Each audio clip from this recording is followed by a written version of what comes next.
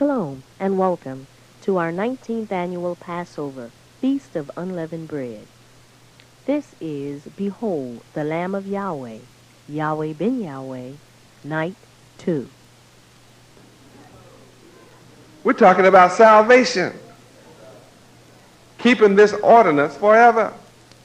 Exodus chapter 12, verse 7. Read.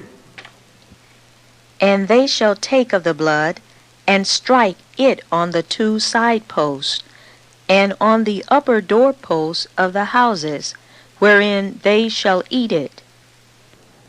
Okay, let's go back. Read verse 6 again. And ye shall keep it up until the 14th day of the same month, and the whole assembly of the congregation of Israel shall kill it in the evening. Now here's one lamb, and all of Israel must participate in the killing of it.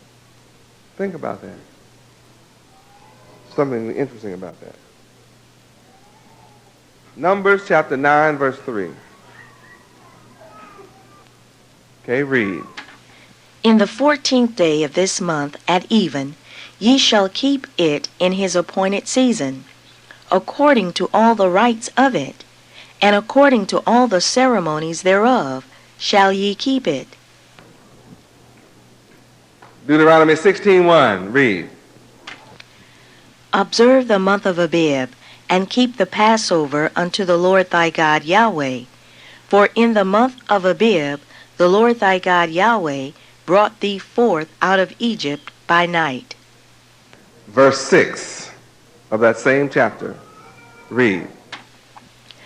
But at the place which the Lord thy God Yahweh shall choose to place his name in, there thou shalt sacrifice the Passover at even, at the going down of the sun, at the season that thou camest forth out of Egypt. This is the season. You can do this where you want to. At the place where Yahweh chooses to place his name is where you must do it. How long?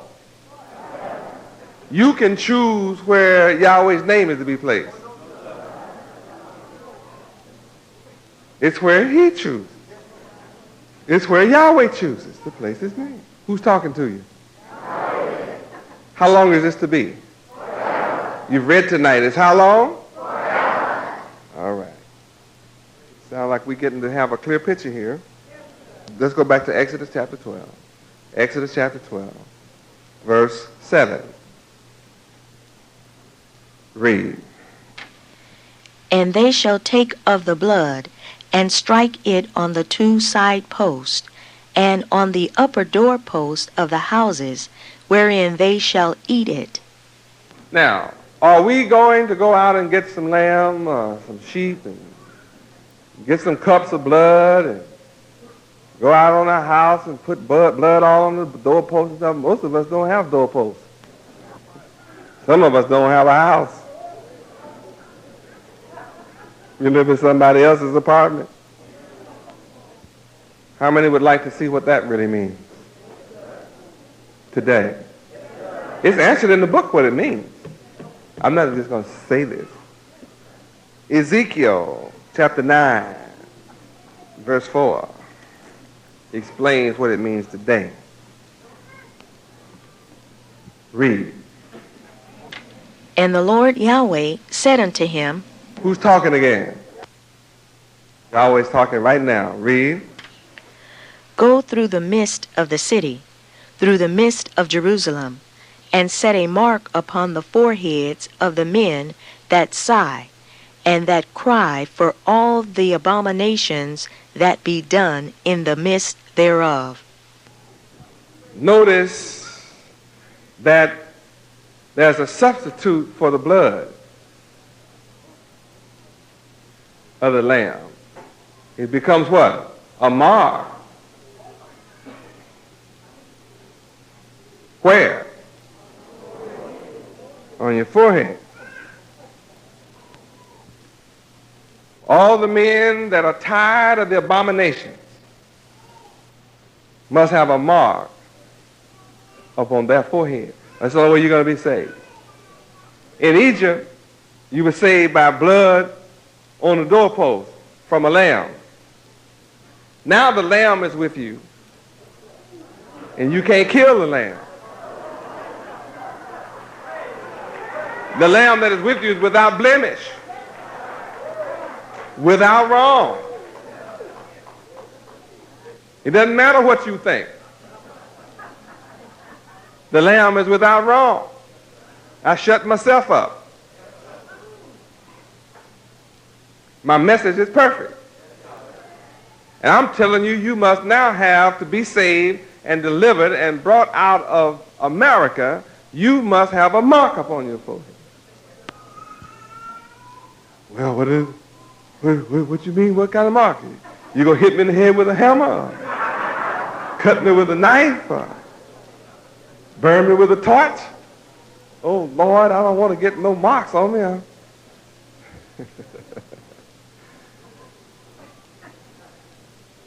How many would like to know about this mark that you're supposed to get up on your face? See, I heard about 666, man. I ain't going for no 666 now. They talking about putting a mark up on my forehead with 666. And here you come talking about, I got to have a mark on my forehead, y'all. I thought you're going to have to be marked by one of us, either me or Satan.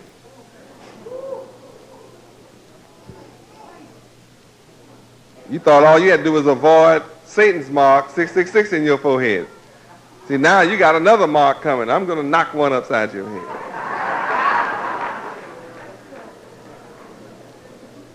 Want to know about it? Revelation 7:3. Future, huh? Read. Saying, hurt not the earth, neither the sea, nor the trees, till we have sealed the servants of our God Yahweh in their foreheads. And I told you I was the lamb, and you're not going to get to kill me this time. Revelation 14:1. Read. And I looked, and lo, a lamb stood on the Mount Zion, and with him 144,000, having his Father's name written in their foreheads.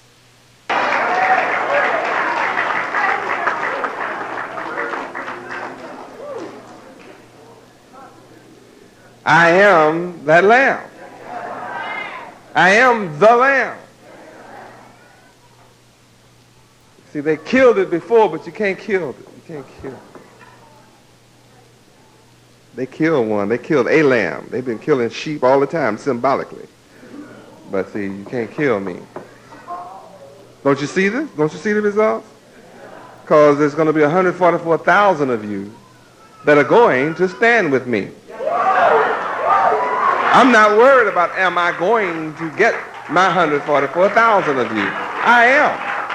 Every one of you that come to me are a part of that 144,000.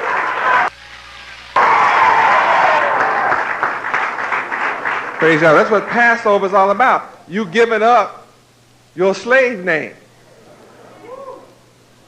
and receive my Father's name. I'm your example. I have received my Father's name. And Passover, in order for you to be delivered from America, you must have my Father's name written where? In your forehead.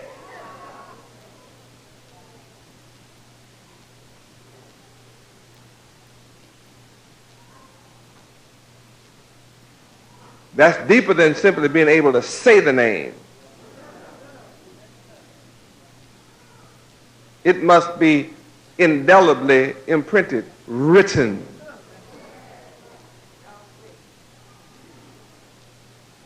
That no matter what anybody says or does, Yahweh is written in your forehead. No matter how anybody treats you, Yahweh's name is still written in your forehead. Nobody can take it out. They may put you out their house, but they can't put Yahweh out of your mind.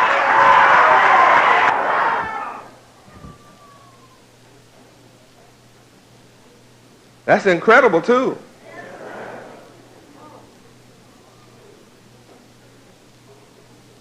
Somebody may say, get out of my house. And you say, okay, for peace sake, I'm leaving.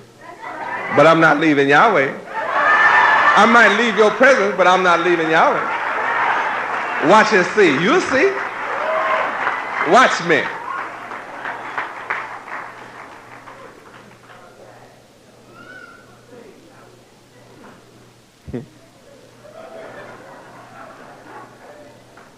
That's incredible.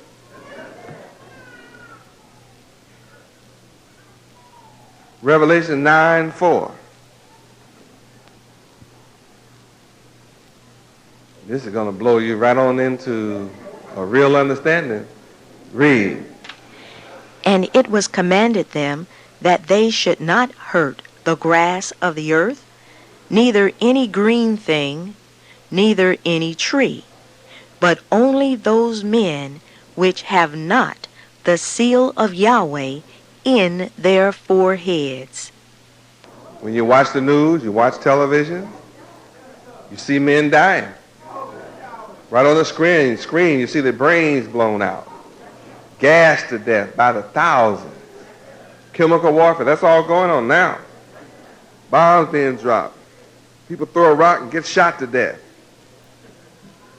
Beaten to death all across America and the world. Well, why? Because they do not have the seal of my Father Yahweh's name written in their forehead. These are the examples that Yahweh is using. The men that are being hurt, these are the men that the angels ought to hurt. The only ones that are not allowed to hurt are those who have my Father's name sealed in their forehead. Revelation 13:16. Revelation chapter 13, verse 16 and 17. Read. And he causeth all, both small and great, rich and poor, free and bond, to receive a mark in their right hand or in their foreheads, and that no man might buy or sell, save he that had the mark, or the name of the beast, or the number of his name. Now what is that saying? There's what I said to you earlier. There's two marks. One from Satan and one from Yahweh. Notice where the battle is being fought. It's being fought in the mind. Notice what the battle is about and what the prize is. What is it? Your mind. Please turn to side 2. And guess who has to make the choice?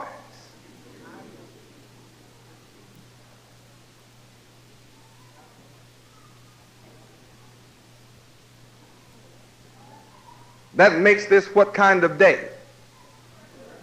Judgment Day. You have to choose this day whom you are going to serve. Whether it be Satan or Yahweh. Either way it goes, you are going to have a mark. One mark is going to cause you to be hurt by the angels of Yahweh. The other mark, 666, which belongs to Satan, he threatens you with starvation. That you won't be able to own a business or run a business or make money unless you have his mark. Now you have to make a choice.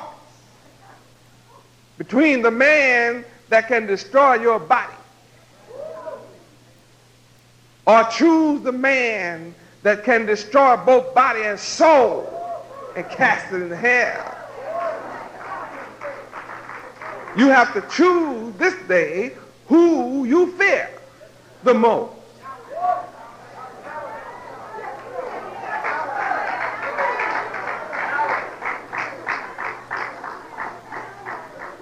The devil himself says he's going to do something to you, and you should be killed or hurt and punished, not be allowed to live, eat, buy, or sell if you don't receive his mark. Then the other one says, if you don't have my mark, my angels are going to hurt you.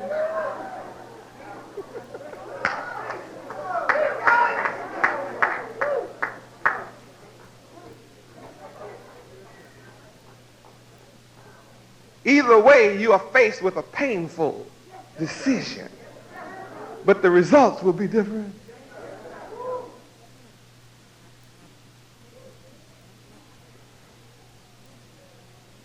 One will carry you life temporary.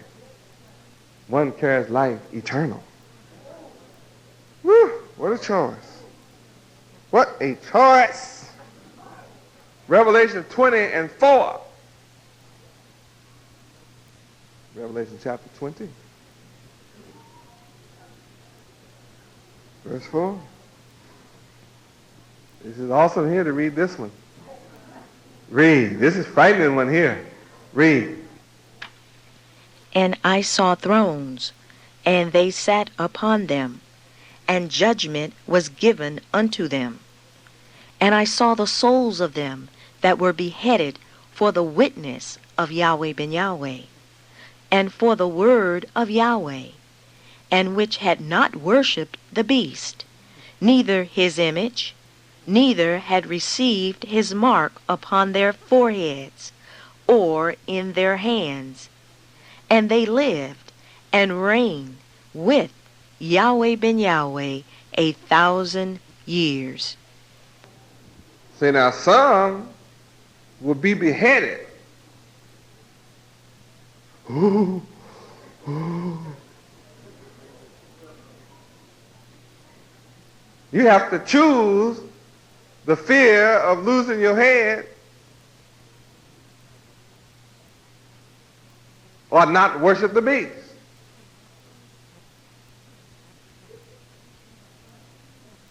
See, you have to have already lost your head to worship the devil anyway. Oh, I lose my head. You've already lost it if you worship the Satan. It's obvious you have lost it. I'm coming so you can say I've been found. I was lost, but now I'm found.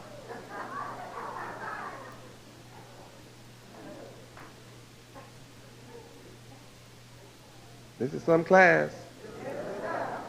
I don't know if you're enjoying it like I am, but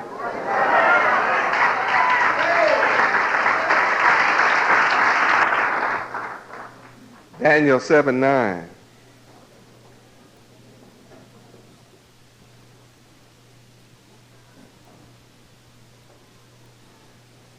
Read. I beheld till the thrones were cast down, and the Ancient of Days did sit, whose garment was white as snow, and the hair of his head like the pure wool. His throne was like the fiery flame, and his wheels as burning fire. See, the Ancient of Days, Yahweh Almighty, has woolly hair.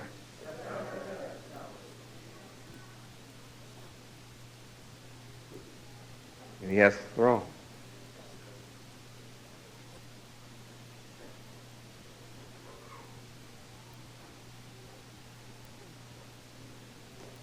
Judgment is being set. I'm here to set judgment. You have to judge tonight. How many can feel I have to make a choice who I'm going to serve? Is it clear? I mean, I hope I'm making it clear. I'm letting you read your choices. I'm not making this up. How many can tell the word is talking to you? Hear ye the words of the Lord Yahweh, O my people.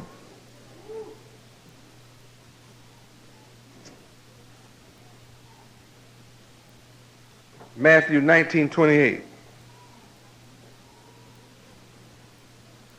Matthew chapter 19, verse 28. Truly I say unto you, that you which have followed me in the regeneration, when the Son of Man shall sit in the throne of his glory, you that follow me in the regeneration, when I shall sit in the throne of my glory, then you also shall sit upon 12 thrones, judging the 12 tribes of Israel. Means I come with rulership in my hand. Oh, don't worry about it. I'm not going to sit on the throne, honey. As surely as I started with me alone and have done this work that you see, I shall surely complete the rest of it. Those that I choose to mesmerize with materialistic accomplishment. When you see me take the old apartment buildings and all destroyed property and I make it like new, the world marvels and the news media all come and question me about our latest acquisitions and property we bought and what we've done with it and what we're doing with it. But do you know the real reason they come? The real reason they come is not because I've taken some old beat-up, run-down, destroyed apartment and kick out crack cocaine and drugs and crime and prostitutes. No, that's not. That's what they talk about, but all the nations of the earth understand what they're talking about when they show me taking you and doing that. Me taking destroyed property that's full of crime and dope and drugs, and I get rid of it, they are marveling that I have taken a destroyed people whose minds have been totally destroyed, and that I have rebuilt you and set you free from being the criminal, from having a criminal-like mind, from accepting crime as a way of life, and that you are helpless in the face of doing something about it. I'm showing the world that I'm taking a people who have been a victim of the world's greatest criminal, the thief and the murderer, our enemies that have brought us and put us in slavery.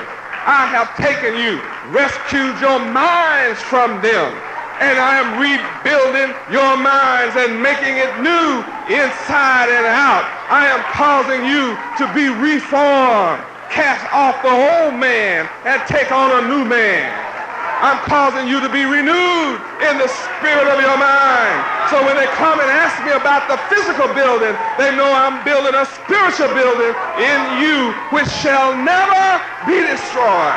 That's what they're coming to see.